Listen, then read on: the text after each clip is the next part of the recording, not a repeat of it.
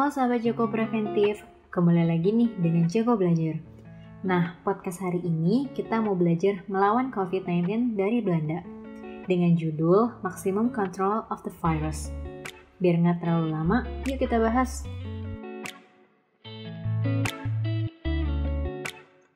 Assalamualaikum warahmatullahi wabarakatuh.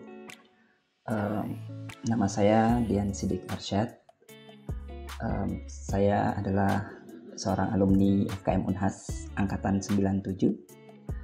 Saat ini bekerja sebagai dosen di bagian epidemiologi FKM Unhas.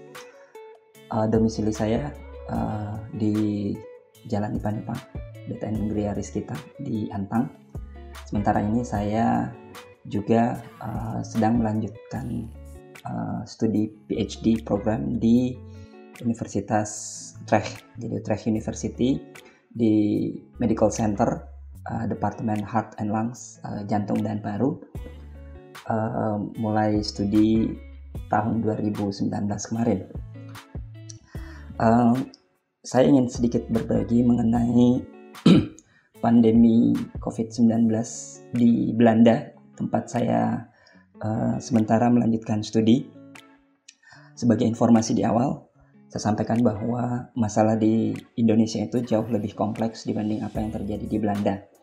Oleh karena banyak faktor, salah satunya adalah masalah geografis. Belanda itu lebih kecil, jauh lebih kecil dibanding geografis Indonesia yang sangat luas.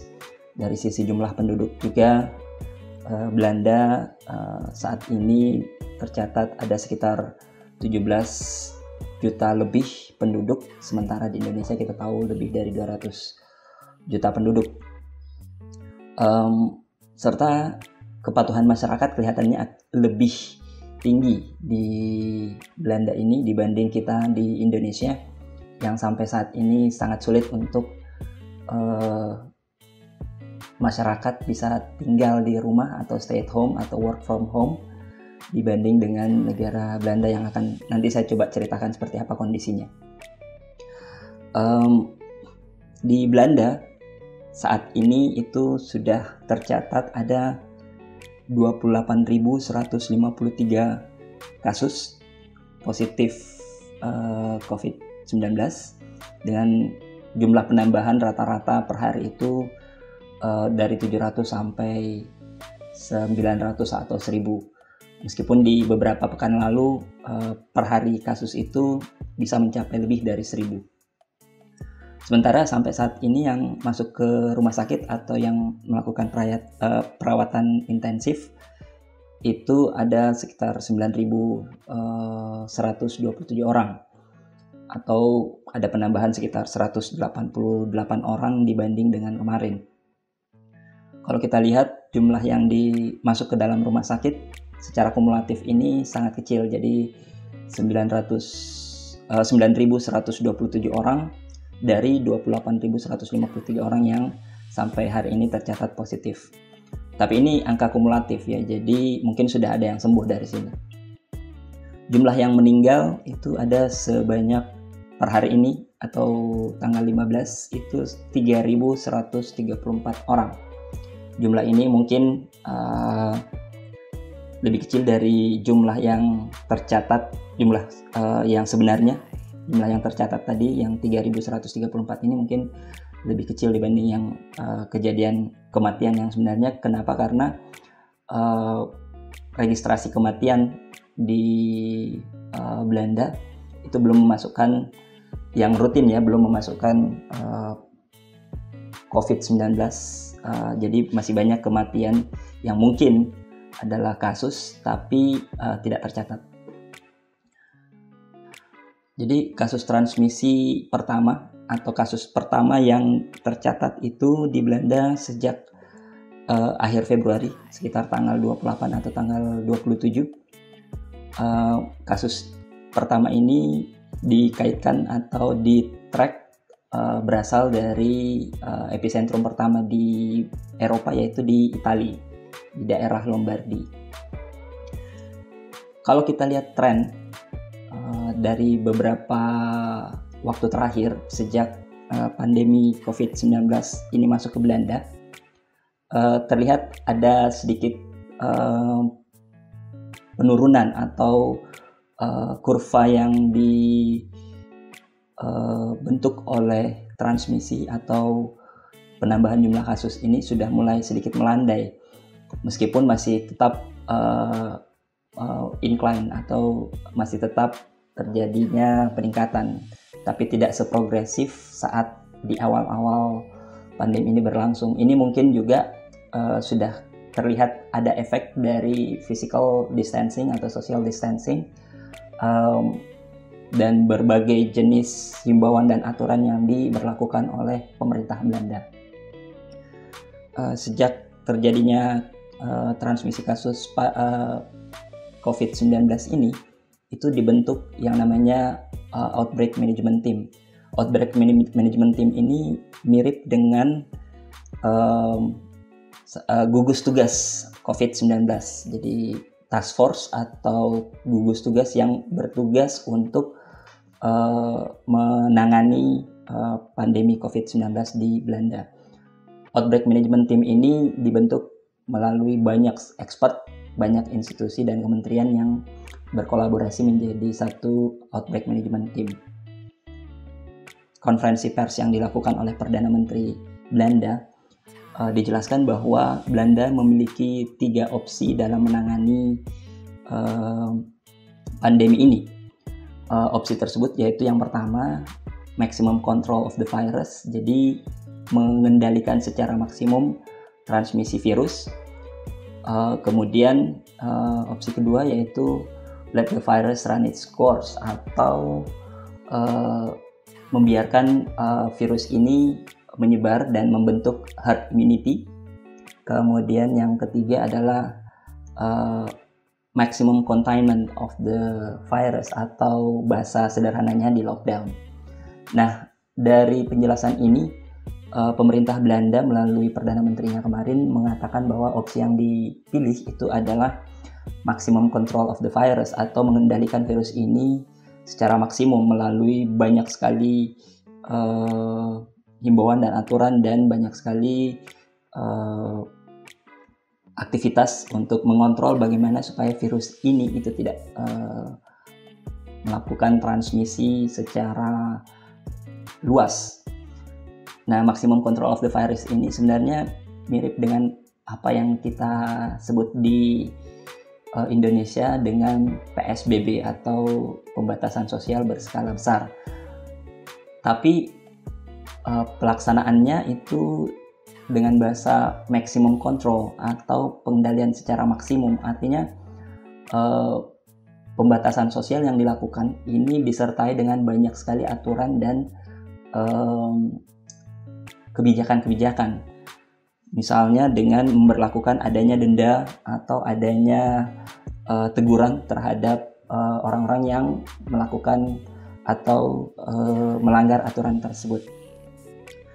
Saat ini meskipun diberlakukan maksimum kontrol untuk transmisi virus, akan tetapi masih diperbolehkan untuk melakukan aktivitas di luar rumah, tetapi dengan batasan-batasan tertentu. Misalnya dengan alasan untuk membeli kebutuhan sehari-hari, obat-obatan dan seterusnya. Kemudian tetap bisa melakukan aktivitas di luar seperti aktivitas olahraga, tentu saja exercise, tapi juga dengan aturan-aturan yang disarankan, misalnya dengan tidak melakukan aktivitas olahraga dengan berkumpul, atau melakukan aktivitas olahraga dengan tetap menjaga jarak yang aman antar manusia atau antar orang. Secara umum juga tindakan-tindakan preventif secara nasional diberlakukan, misalnya menghimbau untuk tetap tinggal di rumah seperti yang saya sampaikan tadi, mencuci tangan setiap saat, dan kemudian ada enforcement atau penegakan aturan melalui institusi yang berhak untuk menegakkan aturan, seperti misalnya polisi atau militer. Ada tadi yang saya sebut juga, ada denda yang diberlakukan untuk mereka-mereka yang melanggar aturan tersebut. Kemudian satu lagi yang penting bahwa di pemerintah Belanda itu setiap saat secara rutin mengupdate informasi mengenai tren dari kasus ini melalui website resmi rifm.nl. Jadi rifm itu adalah National Institute for Public Health and Environment, semacam kalau di Indonesia itu di bawah Kementerian Kesehatan ada Dirjen P2PL. Jadi rifm itu seperti P2PL di Indonesia. Di Belanda juga sejak awal dari transmisi sudah mulai meningkat tajam. Aktivitas belajar mengajar di kampus ataupun di sekolah itu sudah ditiadakan. Jadi aktivitas tatap muka itu sudah di stop sejak awal Maret. Kemudian pertemuan-pertemuan yang melibatkan banyak orang itu juga ditunda atau bahkan dibatalkan, termasuk tempat-tempat wisata yang kita tahu bahwa Belanda itu merupakan salah satu destinasi wisata di Eropa. Itu juga semuanya ditutup dan dibatasi, bahkan ke tempat-tempat umum seperti taman itu juga masuk dibatasi, tidak bisa biasanya. Nah, seperti tadi yang saya sebutkan bahwa ada denda ini pun secara resmi tertulis di website tersebut yang saya sebutkan tadi.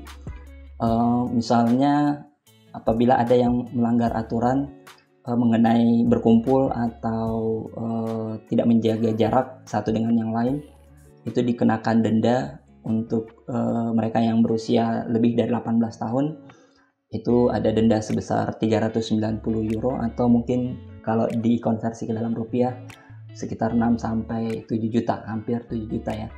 Kemudian untuk yang kurang dari 18 tahun remaja misalnya itu ada denda sebesar 95 euro. Sementara untuk institusi-institusi atau organisasi atau bahkan perusahaan yang tidak mengindahkan atau mengikuti aturan ada denda institusional sebesar lebih dari 4.000 euro atau sekitar 75 juta. Untuk memastikan bahwa penegakan aturan ini betul-betul bisa diikuti atau dipatuhi oleh masyarakat. Meskipun secara umum penduduk atau masyarakat Belanda ini sangat patuh terhadap aturan-aturan yang dikeluarkan oleh pemerintah, meskipun masih pun ada oknum-oknum yang tetap melanggar aturan, sehingga denda ini bisa diberlakukan atau bahkan mungkin sudah ada yang kena sanksi tersebut. Nah, selain diberlakukannya social distancing atau physical distancing serta maximum control of the virus yang menyebabkan banyaknya aktivitas-aktivitas masyarakat yang secara normal itu terganggu, itu pemerintah Belanda telah memberikan jaminan adanya bantuan-bantuan khusus untuk mereka yang terdampak pandemi ini dengan diberlakukannya aturan-aturan tersebut yang saya sebutkan. Nah, misalnya ada skema dari sisi ekonomi, ada skema reimbursement atau jaminan pemberian kredit. Jadi ada skema pemberian kredit untuk usaha mikro dan kecil. Ini berupa yang tadi kredit garansi. Jadi kalau mereka mau melakukan atau mengajukan pinjaman atau kredit, itu mereka diberikan jaminan khusus dengan fasilitas-fasilitas yang lebih longgar dibanding kalau mengajukan kredit secara umum atau secara normal. Kemudian ada juga sistem reimbursement, jadi mirip bantuan sosial tapi bentuknya reimbursement. Jadi bantuannya mereka langsung diberikan kepada mereka-mereka yang secara ekonomi besar sekali dampaknya. Kemudian ada juga misalnya masih dari sisi ekonomi, ada skema untuk tetap menggaji karyawan bagi usaha-usaha kecil agar karyawan tersebut tetap mendapatkan kesejahteraan yang layak. Jadi skema untuk tetap menggaji karyawan ini bisa melalui yang namanya employee insurance. Jadi ada asuransi yang bisa diajukan oleh perusahaan untuk tetap menggaji karyawannya ke pemerintah Belanda. Skema secara detailnya saya kurang mengerti, tapi dari sini kelihatan bahwa Belanda memberikan berbagai jenis support, baik dari sisi kesehatan tentu saja, dari pelayanan kesehatan, juga dari sisi untuk kehidupan sehari-hari, misalnya menjamin kebutuhan pokok itu tetap ada di tempat-tempat penjualan kebutuhan pokok. Dan juga seperti tadi yang saya sebutkan, dari sisi ekonomi ada berbagai jenis skema untuk tetap membantu secara ekonomi mereka-mereka yang terdampak. Ini mirip dengan jaring pengaman sosial. Sementara untuk student seperti saya, jadi mahasiswa Indonesia yang berada di Belanda, yang sementara mengikuti perkuliahan atau mengikuti studi, ini semuanya sudah melakukan distance learning. Jadi untuk teman-teman yang sementara mengambil master S2 dengan yang tetap punya tatap muka, belajar tatap muka, itu semuanya sudah dialihkan menjadi online atau distance learning. Jadi sementara untuk saya yang jenjang PhD yang harus melakukan konsultasi ataupun diskusi rutin dengan supervisor atau promotor, juga melakukan diskusi ini secara distance dan online. Kemudian untuk WNI atau warga negara Indonesia yang tinggal di Belanda selain student tadi, itu tentu saja mengikuti aturan-aturan yang berlaku di Belanda, imbauan-imbauan yang ada, dan juga pemerintah Belanda menganjurkan untuk tidak kembali ke negara asal. Kemudian seluruh informasi ataupun hal-hal yang terkait mengenai pandemi ini untuk warga negara Indonesia biasanya diinformasikan oleh melalui KBRI, Kedutaan Besar, dan juga untuk student biasanya dari PPI atau Persatuan Pelajar Indonesia di Belanda. Ini memberikan secara rutin informasi-informasi penting yang terkait tentang pengendalian atau penanganan ataupun apa yang harus dilakukan oleh warga negara Indonesia selama berada di Belanda. Untuk kebijakan pelayanan kesehatan, bagi mereka yang memiliki gejala ataupun ada gejala klinis yang mirip dengan COVID-19 ini, mereka dianjurkan untuk melapor kepada pelayanan kesehatan atau fasilitas kesehatan, akan tetapi mereka tidak dianjurkan untuk datang. Jadi mereka bisa melaporkan secara online. Kemudian mereka tetap dianjurkan untuk tinggal di rumah dan tetap memberikan informasi secara rutin apa yang terjadi di Belanda. Jadi misalnya mereka punya komplain demam atau ada gangguan pernafasan, batuk, kemudian flu, bersin, dan sesak nafas, mereka dianjurkan untuk tetap tinggal di rumah. Demamnya misalnya lebih dari 38 derajat, itu mereka tetap dianjurkan untuk tinggal di rumah, kecuali mereka mendapatkan bahwa gejala-gejala ini semakin lama semakin memburuk. Ini mereka tetap melapor, kemudian nanti akan dijemput dan dilakukan pemeriksaan dan memberikan pelayanan kesehatan. Hal ini juga dianjurkan untuk mereka-mereka yang memiliki underlying condition, misalnya riwayat penyakit jantung, riwayat diabetes, riwayat hipertensi, atau riwayat COPD atau chronic obstructive pulmonary disease atau PPOK. Mereka juga dianjurkan, bagi mereka-mereka yang berumur lebih dari 70 tahun atau lansia, ini juga dianjurkan apabila keadaannya memburuk itu segera melapor dan akan segera dikontak oleh fasilitas pelayanan kesehatan.